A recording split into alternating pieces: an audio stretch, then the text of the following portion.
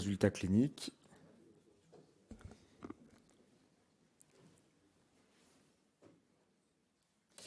Hop, voilà, donc le laser diode micropulsé, donc de nom commercial Cyclo G6.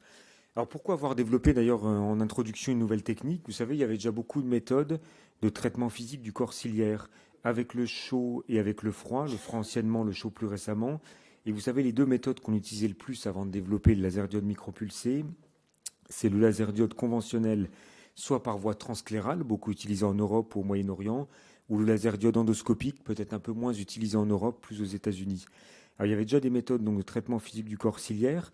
Ces méthodes, elles sont efficaces. Si on regarde les résultats, je vous montre une revue de la littérature que j'avais réalisée. Vous voyez toutes les études, le nombre de patients, la technique transclérale endoscopique. Vous voyez la durée de suivi, les critères de succès, les taux de succès. Vous voyez, hein, globalement, elle baisse la PIO, elle baisse beaucoup la PIO. Un premier bémol ou une première limite, c'est que si vous regardez les études sur des patients comparables avec des techniques comparables, il y a une très grande variabilité avec le laser diode conventionnel de la réponse de la baisse pressionnelle après traitement. Et vous savez, la deuxième grande limite, la principale d'ailleurs limite du diode conventionnel, et qui fait qu'on avait besoin de nouvelles techniques, c'est la tolérance du laser diode conventionnel. Regardez dans la littérature, après diode conventionnel, les complications. Il y en a beaucoup, il y en a souvent, elles sont parfois graves. Et vous voyez notamment baisse d'acuité visuelle ou phthise atrophie de l'œil. C'est extrêmement fréquent dans certaines séries, 10, 15, 20, 30% des patients. Donc vous voyez, les méthodes qu'on a, elles sont efficaces, mais la variabilité de la réponse était très importante et la tolérance n'est pas bonne. Et c'est pour ça qu'il y avait une place pour de nouvelles méthodes comme le diode micropulsé. Alors les principes techniques du diode micropulsé, c'est un laser diode, hein, donc on va agir sur le corps ciliaire, on va agir sur la mélanine des procès ciliaires et des corps ciliaires que vous voyez ici. Comme on va agir sur la mélanine, on utilise une longueur d'onde qui est de 810 nanomètres. Alors pourquoi 810 nanomètres? Vous voyez ici un spectre d'absorption. 810 nanomètres, le faisceau laser sera peu absorbé par l'eau, donc il y aura peu d'effet sur l'humeur aqueuse, le segment antérieur et sur la cavité vitréenne. La longueur d'onde est également peu absorbée, vous voyez, par l'hémoglobine, donc par le sang, donc il y aura peu ou pas d'effet sur le système vasculaire de l'œil. Par contre, très absorbée par la mélanine. Et donc, vous voyez, en fait, cette longueur d'onde, le choix astucieux, ça permet vraiment de cibler les structures pigmentées, et notamment le corps ciliaire et les procès ciliaires. Alors, je vous montre l'appareil, vous voyez la source lumineuse qui est tout à fait classique. Donc, longueur d'onde de 810 nanomètres, fibre optique. Et vous voyez, on a une sonde d'application que vous voyez ici pour le diode micropulsé. Et en fait, la sonde, il y a une partie courbe, une partie tronquée. La partie courbe, elle est faite pour être positionnée au niveau du limbe. Et si vous mettez en fait la zone courbe au niveau du limbe, directement la fibre optique est au bon endroit et on regarde la zone non traitée, on regarde du corps ciliaire. Et alors, contrairement au diode conventionnel, on ne va pas poser la sonde, faire un impact, bouger, etc. En fait, pendant une durée qui est classiquement de 80 ou 90 secondes, on va balayer l'hémiscirconférence supérieure de l'œil. On recommence en bas et pendant 80 à 90 secondes, on va balayer l'hémiscirconférence inférieure. Donc vous voyez, il n'y a pas une localisation fixe, mais on se déplace en fait pendant le traitement. Alors le principe physique, comme on l'a dit en mode continu, en mode classique, on se positionne, on traite une zone. Pendant tout le temps du traitement, l'énergie est absorbée par les tissus. La température va augmenter dans les tissus. On va atteindre 80-90 degrés. On atteint le seuil de nécrose, le seuil d'ébullition des tissus. Et souvent, hein, d'ailleurs, on entend un plop, on entend une explosion quand on fait du diode continu, parce qu'effectivement, on chauffe beaucoup les tissus. Quand on fait du diode micropulsé maintenant, alors déjà, on va se déplacer, comme je vous l'ai dit, pendant toute la durée de traitement. Et en fait, pendant toute la durée du traitement, on a une alternance entre des périodes de traitement que vous voyez ici et des périodes de repos que vous voyez ici. Pendant la période de traitement, l'énergie est délivrée au tissu. Pendant la période de repos, l'énergie n'est plus délivrée. La température va rebaisser. Et en fait, on n'atteindra jamais le seuil d'ébullition ou le seuil d'explosion. Et donc, il n'y aura pas d'effet thermique, il n'y aura pas de coagulation ou nécrose, il n'y a pas d'explosion. Et d'ailleurs, on n'entend pas de plop quand on fait du diode micropulsé. Et vous voyez, si on regarde en détail la zone ou la période de traitement, on en fait des alternances entre des phases d'une demi-milliseconde de traitement et de 1,1 seconde de repos. Et en fait, il n'y a que 30% du temps environ pendant lesquels l'énergie est délivrée au tissu et 2 tiers du temps pour que la température baisse et qu'on n'atteigne pas une température élevée dans les tissus. Vous voyez, juste pour illustrer, je vous montre une vue endoscopique d'un diode conventionnel. C'est un animal, donc on a ouvert l'œil, on a mis une sonde endoscopique et donc on voit les procès ciliaires par derrière.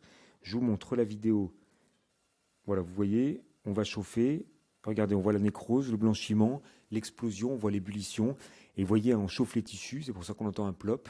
Et on libère du pigment, hein, si je vous remets la vidéo. Et c'est pour ça que la tolérance du diode conventionnel n'est pas toujours bonne, parce qu'effectivement, comme on libère du pigment, hein, du matériel tissulaire, parfois il y a une inflammation.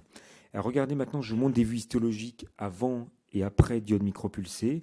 La sclère est ici, le corps cilaire est ici. Regardez après, il n'y a pas de blanchiment, il n'y a pas de nécrose, il n'y a pas d'explosion, hein, il n'y a pas de libération de pigments. C'est en fait probablement plutôt un effet thermique. On rétracte le collagène, on rétracte les tissus et on augmente l'évacuation d'humeur aqueuse par vos sclérales. Mais voyez peu ou pas d'effet thermique, ce qui explique effectivement que la tolérance soit bien meilleure que le diode conventionnel où on échauffe fortement les tissus. Alors les résultats, je vais déjà, avant de vous montrer la littérature, vous montrer mes résultats personnels avec la technique. J'ai une petite série de patients donc, que j'ai traités avec un laser diode micropulsé.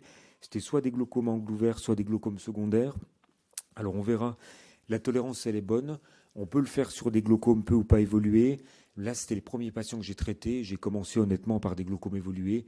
Comme c'était la première fois que j'utilisais, vous savez, hein, comme souvent, on préfère commencer sur des cas difficiles avant de bouger petit à petit sur des cas moins évolués.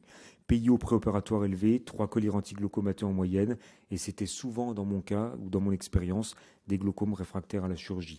2 watts, 80 secondes par hémisphère, souvent sous anesthésie générale flash. Donc en fait, les patients ne sont pas intubés, l'anesthésiste pousse un peu diprivant ou d'anesthésiant. Le patient dort quelques minutes, hein, c'est pas très long et c'est pas très douloureux. Je fais le traitement et le patient se réveille juste après. Je vous montre les résultats, enfin mes résultats. PIO avant voisine de 30, PIO après avec un an de suivi. PIO 17-18, vous voyez, un an après, ça faisait une réduction de la PIO 38,2%, ce qui, sur des glaucomes qui étaient des cas difficiles déjà opérés, est vraiment un très bon résultat, un an après chirurgie. Le nombre de collyres antiglaucomateux, vous voyez, avant-après, il était réduit, donc non seulement la PIO diminuait, mais ça permettait également de réduire le nombre de collyres antiglaucomateux. Les taux de succès étaient bons. Si on prend avec un seul traitement, avec comme critère de succès plus de 20% de baisse de la PIO, 73% de succès. Et dans le cas d'un critère où on pouvait répéter le traitement, parfois on le répétait, 82% de succès. Donc vous voyez, le taux de succès était élevé, hein, ce qui est bien sur des glaucomes réfractaires. Avoir 80% de réussite à un an, c'est vraiment un bon résultat.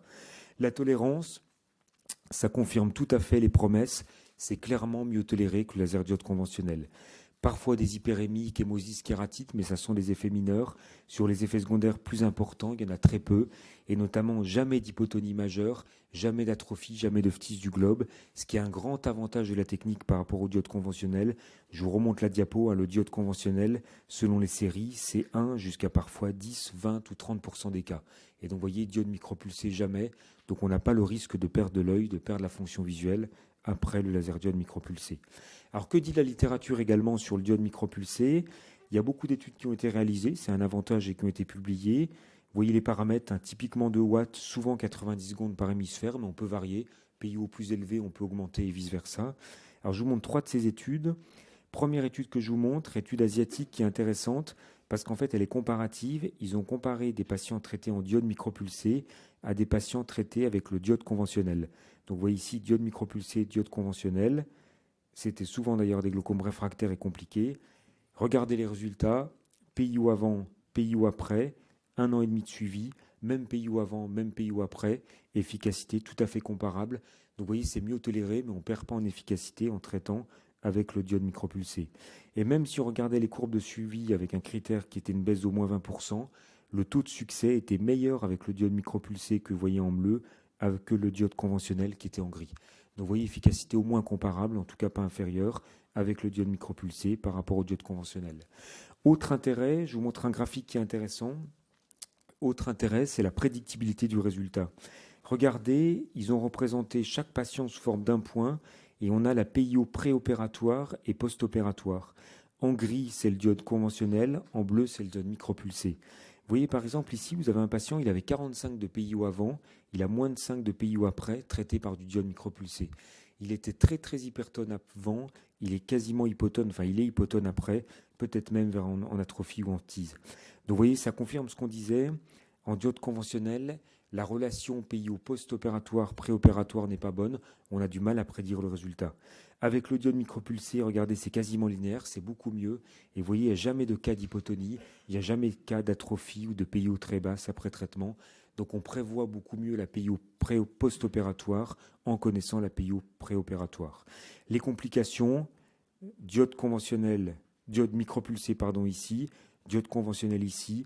Généralement, il n'y avait pas de complications dans le groupe diode micropulsé.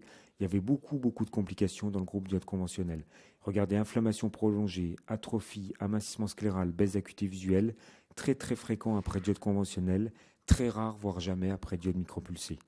Deuxième étude que je vous montre, également une étude asiatique, intéressante parce que faite sur des cas difficiles, des glaucomes néovasculaires. Vous savez qu'il y a des régions du monde où il y en a beaucoup, hein, peut-être au Moyen-Orient, en Asie, donc c'est une indication également fréquente. Ce sont des cas difficiles. Ils pouvaient faire soit un traitement, soit deux traitements. Vous avez ici la PIO préopératoire, la PIO post-opératoire. On diminuait très nettement la PIO, donc le résultat était excellent pour des glaucomes qui étaient difficiles. 80% de succès, réduction du nombre de collyres antiglaucomateux, la tolérance était bonne, acuité visuelle stable ou meilleure, mais pas de baisse d'acuité visuelle après traitement, pas d'inflammation prolongée au-delà d'un mois après traitement, pas d'atrophie, pas de brûlure ou de perforation sclérale. Donc là encore, parfois avec deux traitements et avec des paramètres de traitement assez agressifs, puisqu'il s'agissait de glaucome néovasculaire, pas de complications et des bons résultats. Juste pour terminer, une étude un peu plus récente, intéressante parce qu'elle avait à la fois inclus des glaucomes de l'adulte et des glaucomes pédiatriques. Diode micropulsée, PIO avant, PIO après un an de suivi. Et en fait, vous voyez, même sur des glaucomes pédiatriques, il y avait une baisse de PIO qui était bonne. Et donc, ça montre que sur des glaucomes congénitaux ou des glaucomes juvéniles, qu'éventuellement on a déjà opéré, si la fonction visuelle est encore bonne mais que la PIO reste élevée, c'est une technique tout à fait possible pour baisser la PIO sans dégrader la fonction visuelle. Donc vous voyez, ça étend encore les indications, c'est un type de pathologie pour lesquelles on peut proposer. Juste pour conclure ma dernière diapo, quelle est au vu de la littérature et au vu de mon expérience, mais on pourra le rediscuter la place. Souvent, vous savez, quand on traite un glaucome, on commence par des collyres, éventuellement une trabéculoplastie laser en plus. Classiquement, on opérait les glaucomes réfractaires aux traitements médicaux et le diode conventionnel, on le proposait généralement après échec d'une ou deux chirurgies. Le diode micropulsé, clairement, il est efficace et surtout, il est mieux toléré que le diode conventionnel. À mon avis, on peut tout à fait le proposer en alternative à la chirurgie. Notamment les gens qu'on ne veut pas opérer, les gens qui ont une conjonctive inflammée, hyperémiée, épaissie, très à risque de fibrose, les myopes forts, les glaucomes agoniques pour lesquels on a peur de perdre le point de fixation, on peut tout à fait le proposer en alternative. La tolérance, elle est bonne, probablement même, il y a des cas tels que ceux que je viens de vous énoncer, pour lesquels on peut le proposer avant la chirurgie. Des patients peut-être sous trithérapie, quadrithérapie, mal tolérés avec une inflammation, on peut le proposer, on peut réduire le traitement. Et enfin, l'efficacité, elle semble être comparable au diode conventionnel. Donc les cas où on aurait fait du diode conventionnel, des GNV, des glaucomes traumatiques, uvéitiques, des glaucomes réfractaires, on peut également encore faire du diode micropulsé. Voilà, je vous remercie. J'appelle l'orateur suivant, le professeur Georges Hazard, qui va nous présenter son expérience. Il exerce à Beyrouth au Liban et donc il a une série qui va nous présenter.